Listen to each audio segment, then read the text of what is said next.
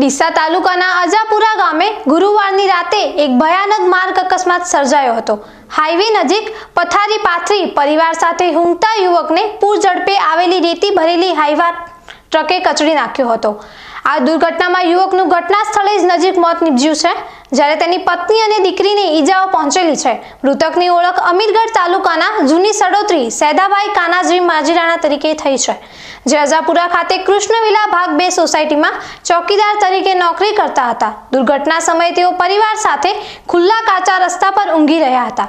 ઘટના રાત્રે લગભગ 11:15 વાગે બની હતી, જ્યારે અજાણી હાઈવા ટ્રક ગફલતભરી ઝડપે આવી અને સીધા સૂતા સૈદાભાઈના શરીર પરથી પસાર થઈ ગઈ। ટક્કર એટલી ભારે હતી કે તેઓનું શરીર પીળી પડી જતા ઘટના સ્થળે જ દેહાંત થયો હતો। યુવકની પત્ની સુમિત્રાબેનને પીઠમાં ઈજા પહોંચી છે, જ્યારે દીકરી કાવ્યાને બંને પગમાં ઈજાઓ પહોંચી છે। દુર્ઘટના બાદ ટ્રક ચાલક સ્થળ પરથી ફરાર થઈ ગયો છે। મૃતદેહને પોસ્ટમોર્ટમ માટે સરકારી હોસ્પિટલ ખસેડવામાં આવ્યો છે। પોલીસે ટ્રક ચાલકના શોધખોળ શરૂ કરી છે અને વધુ તપાસ હાથ ધરી છે।